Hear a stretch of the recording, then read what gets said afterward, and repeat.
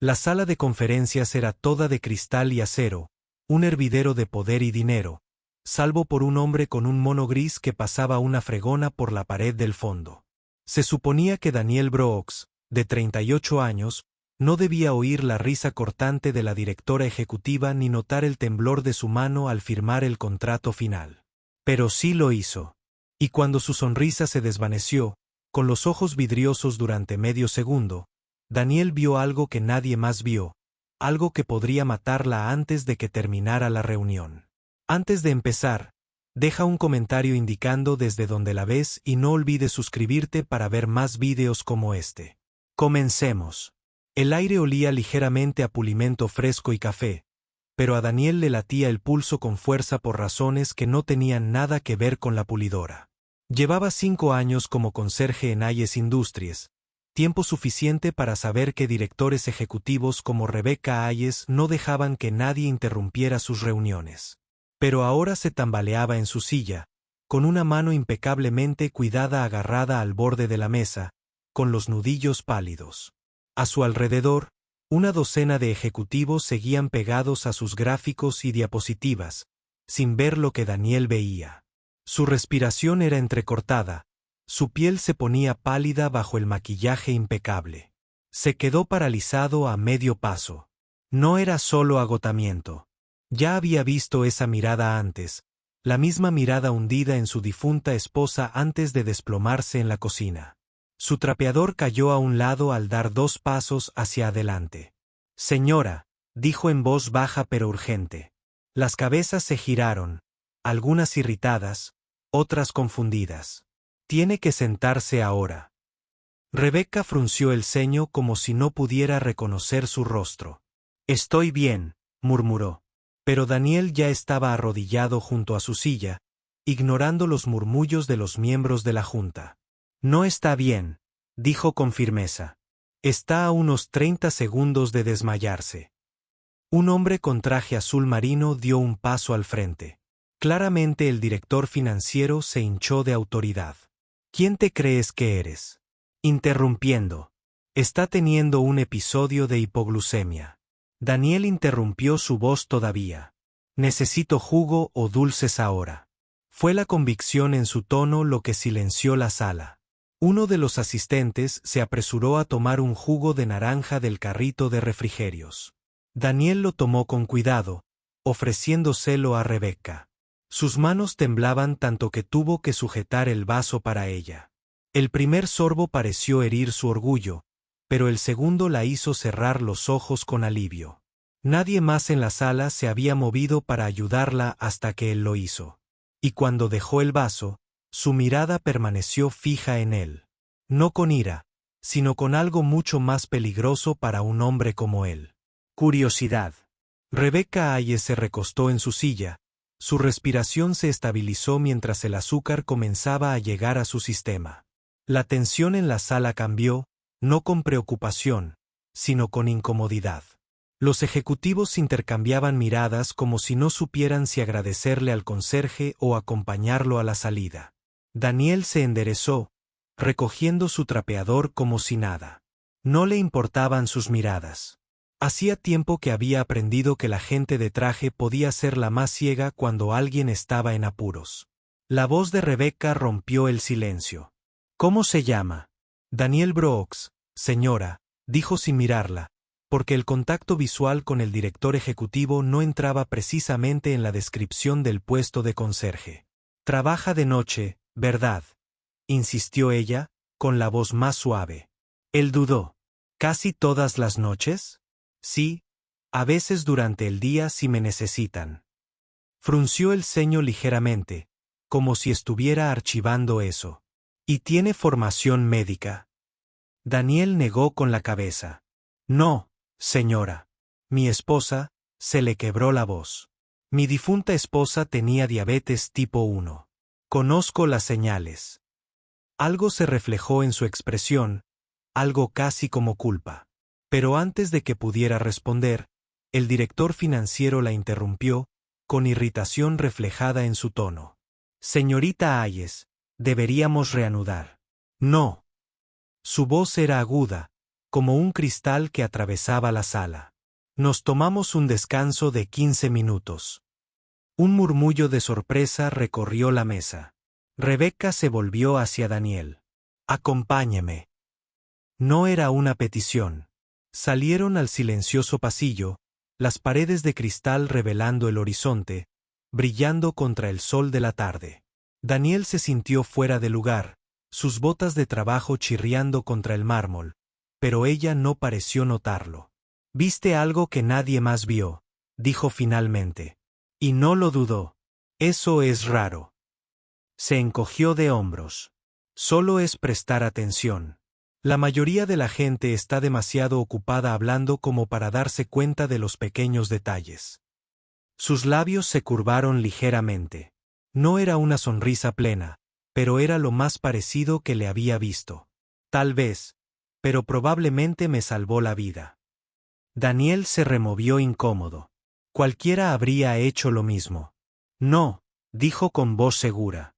«No lo habrían hecho».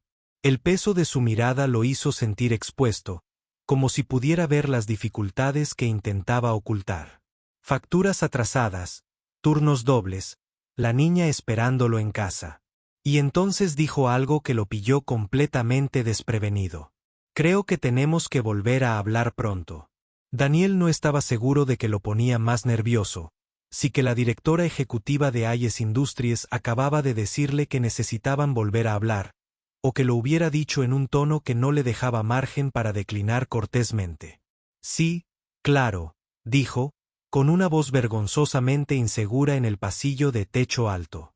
Rebecca miró hacia las puertas de la sala de conferencias. «Ahora no.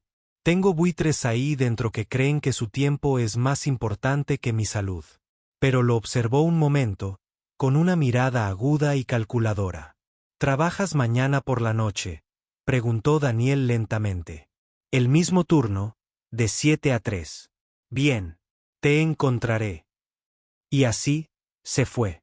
Los tacones resonaron contra el mármol mientras ella regresaba a la sala de juntas sin mirar atrás. Daniel se quedó allí un buen rato, preguntándose si alguien habría dicho esas palabras con buen sentido. El resto de su turno transcurrió en un mar de niebla. Fregó la sala de descanso, repuso suministros, pulió el suelo del vestíbulo, con las manos trabajando en piloto automático mientras su mente volvía una y otra vez a la conversación del pasillo. Para cuando fichó y salió al aire fresco de la noche, su teléfono vibró con un mensaje de su hija de 10 años. «Mía. Mía, ¿podemos cenar panqueques mañana con fresas?». Daniel sonrió a su pesar. «Daniel, lo has pillado, chaval. Que duermas bien». Mía era la razón por la que aceptaba todos los turnos que le ofrecían. La razón por la que nunca se quejaba de fregar baños ni de limpiar desastres. La gente tenía demasiado derecho a asearse. Pero Rebecca Hayes era otra clase de impredecible. La noche siguiente, Daniel acababa de terminar de limpiar las paredes de cristal del salón del piso superior cuando la vio reflejada en la ventana. Esta vez no llevaba traje de poderes, solo vaqueros oscuros, un jersey azul marino y un pañuelo de seda suelto alrededor del cuello. De alguna manera, eso hacía que su presencia resultara más encantadora. «Daniel», dijo, saliendo a la luz. «Señora», respondió él automáticamente, dejando el paño de limpieza. «Te dije que te encontraría». Asintió con cautela. «¿De qué querías hablar?». Rebecca no respondió de inmediato. En cambio, se acercó al ventanal y se quedó mirando las luces de la ciudad, su reflejo difuso contra el cristal. «¿Sabes cuántas personas trabajan en esta empresa?», preguntó. «Supongo que muchas», dijo él. 4.623, dijo ella sin dudarlo. «Y de todos ellos, ninguno se dio cuenta de que ayer estaba en apuros.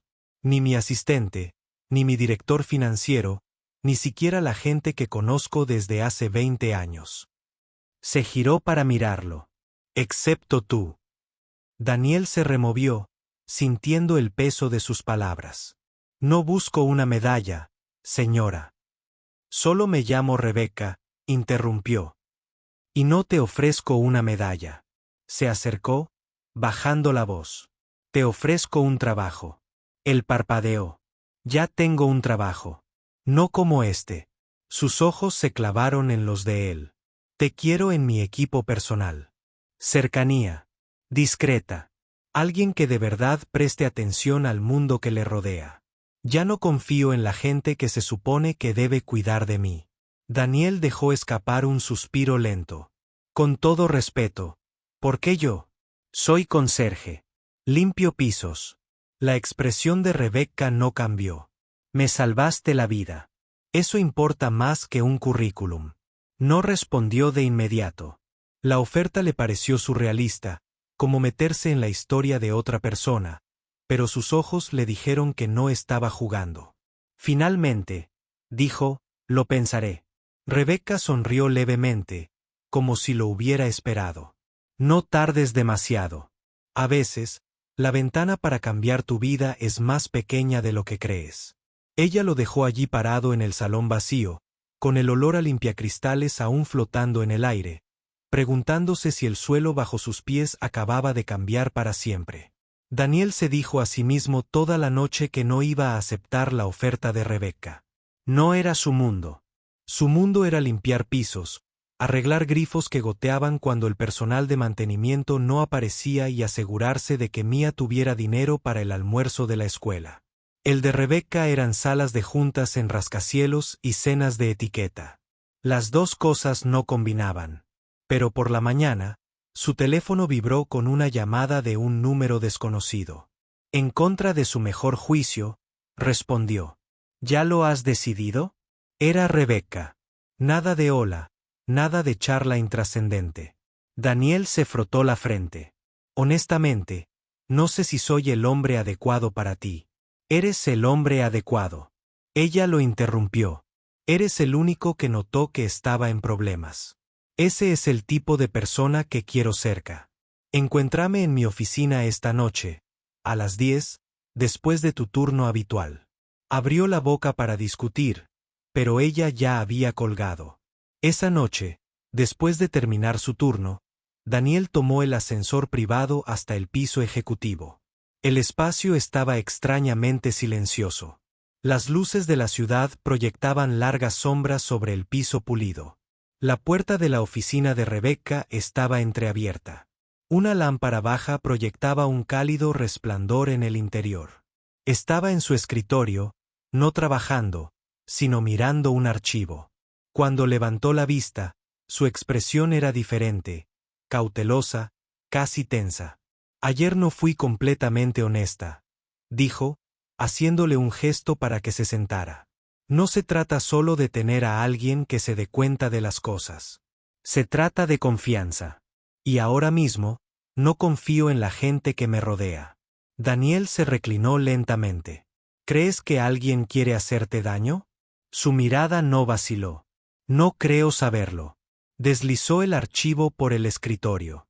Dentro había fotografías, fotos granuladas de vigilancia, algunas de ella, algunas de su coche, incluso una de su casa tomada a distancia.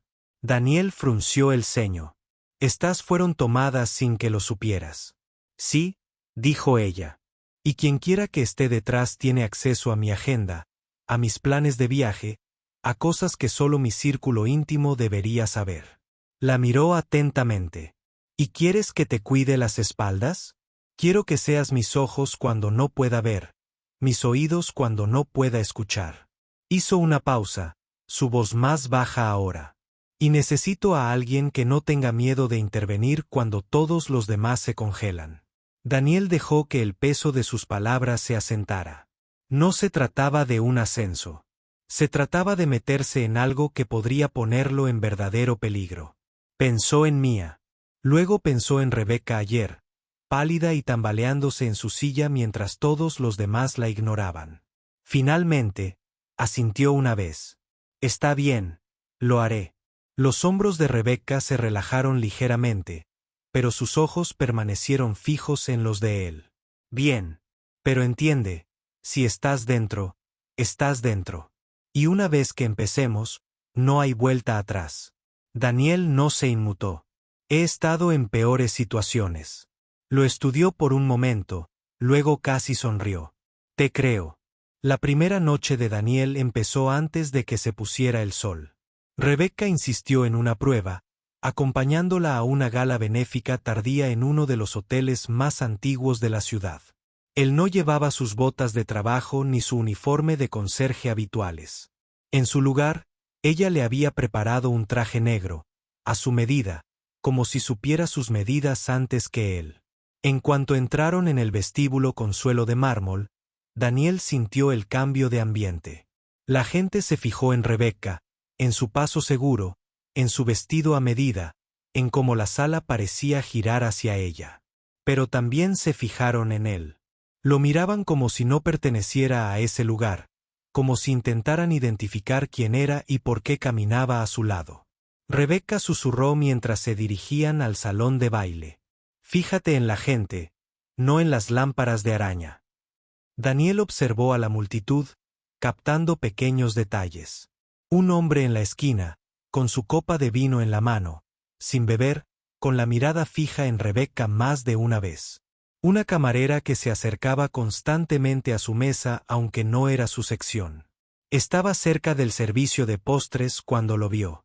El vaso de agua de Rebecca había sido reemplazado.